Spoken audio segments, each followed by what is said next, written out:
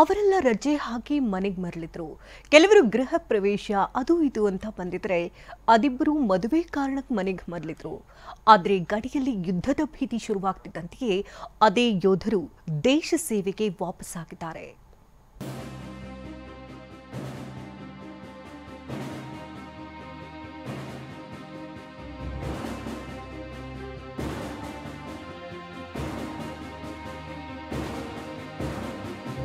ಪುಟ್ಟ ಕಂದನನ್ನ ಬಿಟ್ಟು ದೇಶ ಸೇವೆಗೆ ಹೊರಟ ಸೈನಿಕ, ಹಸೆಮಣೆಯಿಂದಲೇ ಯುದ್ಧದ ಅಂಗಳಕ್ಕೆ ಹೊರಟ ಯೋಧ, ಇವರನ್ನೆಲ್ಲ ಸೇನೆಗೆ ಕಳಿಸ್ತಿರುವ ಸಂಬಂಧಿಕರ ಮೊಗದಲ್ಲಿ ಭಾವುಕತೆ ಇದ್ರೆ ದೇಶ ಸೇವೆಯೇ ಮುಖ್ಯ ಅಂತ ಯೋಧರು ಹೊರಟಿದ್ರು. ವಾರದ ಕಂದನನ್ನ ಬಿಟ್ಟು ದೇಶ ಸೇವೆಗೆ ಹೊರಟ ಯೋಧ, ಕಲಬುರಗಿ ಜಿಲ್ಲೆ ಆಳಂದ ತಾಲೂಕಿನ ದುತ್ತರಗಾಂವ್ ಗ್ರಾಮದ ಯೋಧ ಹನುಮಂತರಾಯ್ 1 ತಿಂಗಳ ರಜೆ ಪಡೆದು ಏಪ್ರಿಲ್ 25ರಂದು ಸ್ವಗ್ರಾಮಕ್ಕೆ. ನನ್ನ ಬಿಸ್ನೆಸ್ಗೆ GST ನೋಟಿಸ್ ಬಂದಿದೆ, ಏನ್ ಮಾಡ್ಬೇಕು ಅಂತ ಗೊತ್ತಾಗ್ತಿಲ್ಲ. ಇಮಿಡಿಯೇಟ್ಲಿ ಒಬ್ಬ GST ಎಕ್ಸ್ಪರ್ಟ್ ಹತ್ರ ಮಾತಾಡು. ಎಲ್ಲಿ ಹುಡುಕೋದು? ಬಾಸ್ ವಾಲಾ ಬಿ ದ ಬಾಸ್ ಬಂದಿದ್ದ. ಇದರ ನಡುವೆ ವಾರದ ಹಿಂದಷ್ಟೇ ಹನುಮಂತರಾಯ್ ಪತ್ನಿ ಗಂಡು ಮಗುವಿಗೆ ಜನ್ಮ ನೀಡಿದ್ದಾರೆ. ಬಾಣಂತಿ ಹಾಗೂ ಮಗನ ಮುಖ ನೋಡಿಕೊಂಡು ನೆಮ್ಮದಿಯಾಗಿದ್ದ ಯೋಧನಿಗೆ ತುರ್ತು ಕರೆ ಬಂದಿದ್ದು, ಹೀಗಾಗಿ ನಿನ್ನೆ ಕಲಬುರಗಿ ರೈಲು ನಿಲ್ದಾಣ ಮೂಲಕ ಶ್ರೀನಗರಕ್ಕೆ ತೆರಳಿದ್ದಾರೆ. ಹನುಮಂತರಾಯ್ ಕಳೆದ 20 ವರ್ಷಗಳಿಂದ CRPFನಲ್ಲಿ ಸೇವೆ ಸಲ್ಲಿಸುತ್ತಿದ್ದಾರೆ. 2005ರಲ್ಲಿ ಜಾಯ್ನ್ ಆಗಿರೋದು. 20 ವರ್ಷ ಸೇವೆ ಸಲ್ಲಿಸ್ತಾ ಇದ್ದೀನಿ ನಾನು. ಇವಾಗ ಕಾಶ್ಮೀರಲ್ಲಿ ಪೋಸ್ಟಿಂಗ್ ಬಂದು 2 ವರ್ಷ ಆಯಿತು. ಇವಾಗ ನನ್ನ ಮಗನ ಡೆಲಿವರಿ ಇತ್ತು ಮೇ ಮಂತಲ್ಲಿ, ಅದಕ್ಕೋಸ್ಕರ ನಾನು ರಜೆ ಬಂದಿದ್ದೆ. 1 ಮಂತ್ ರಜೆ ಬಂದಿದ್ದು ನಾನು. ಇವಾಗ ಏಪ್ರಿಲ್ 25 ರಜೆ ಬಂದು ಮೇ 24 ರಜೆ ಇತ್ತು. ಪಾಕಿಸ್ತಾನ ಮತ್ತು ಇಂಡಿಯಾದಲ್ಲಿ ಕದನ ವಿರಾಮ ಆಗೋಸ್ಕರ ರೀಕಾಲ್ ಮಾಡಿದ್ದಾರೆ ನಮಗೆ, ಡ್ಯೂಟಿ ಸೇವೆ ವಾಪಸ್ ಮರಳಿ ಬರಬೇಕಂತೇಳಿ. ಹೀಗಾಗಿ ನನ್ನ ಫ್ಯಾಮಿಲಿ ಮತ್ತು ಮಗುವಿಗೆ ಮತ್ತು ಬಿಟ್ಟು ನಾನು ಕಾಶ್ಮೀರಲ್ಲಿ ಸೇವೆ ಸಲ್ಲಿಸಲು ಹೋಗ್ತಾ ಇದ್ದೀನಿ. ಇನ್ನು ವಿಜಯಪುರ ಜಿಲ್ಲೆ ಬಬಲೇಶ್ವರ ತಾಲೂಕಿನ BSF ಯೋಧ ಸಿದ್ದಪ್ಪ ಕೂಡ ಕಲಬುರಗಿ ರೈಲು ನಿಲ್ದಾಣದ ಮೂಲಕವೇ ಕರ್ತವ್ಯಕ್ಕೆ ತೆರಳಿದ್ರು. ಸಹೋದರಿ ಮದುವೆಗೆ ಬಂದಿದ್ದ ಯೋಧ ವಾಪಸ್. ಬೀದರ್ ಜಿಲ್ಲೆ ಭಾಲ್ಕಿ ತಾಲೂಕಿನ ಚಂದಾಪುರ ಗ್ರಾಮದ ಬಸವ ಕಿರಣ ಅನ್ನೋ ಯೋಧ ತಂಗಿ ಮದುವೆಗೆಂದು ರಜೆ ಮೇಲೆ ಬಂದಿದ್ರು. ಅವರಿಗೂ ತುರ್ತು ಕರೆ ಬರ್ತಿದ್ದಂತೆ ವಾಪಸ್ ಆಗಿದ್ದಾರೆ.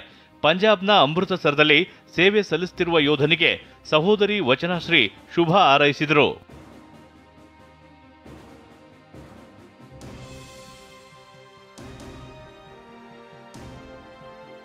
ಪತಿಯನ್ನ ಗಡಿಗೆ ಕಳಿಸಿ ಮಗನೊಂದಿಗೆ ತವರಿಗೆ ಮರಳಿದ ಪತ್ನಿ.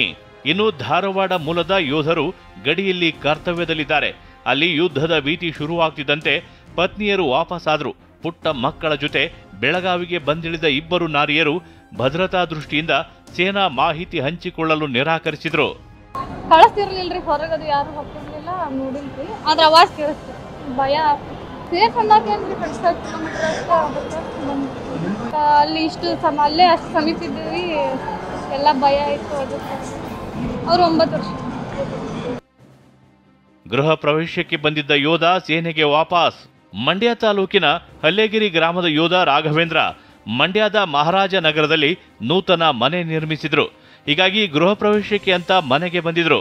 ಇದೇ ಯೋಧನಿಗೆ ತುರ್ತು ಕರೆ ಬರ್ತಿದ್ದಂತೆ ಸೇನೆಗೆ ವಾಪಸ್ ಆಗಿದ್ದಾರೆ. ಲಡಾಖ್ಗೆ ಹೊರಟ ರಾಘವೇಂದ್ರನಿಗೆ ಗ್ರಾಮಸ್ಥರು ಶುಭ ಹಾರೈಸಿ ಬೀಳ್ಕೊಟ್ರು.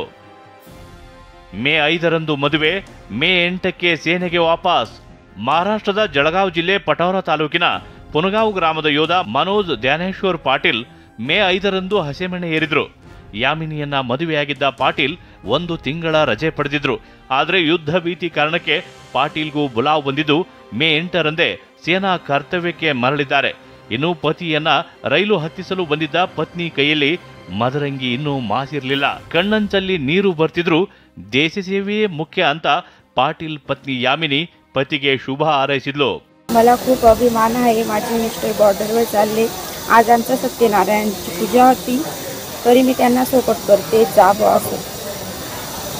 देशाचं संरक्षण महत्त्वाचं वाटतंय तुम्हाला? हो, देशासाठी जा बॉस.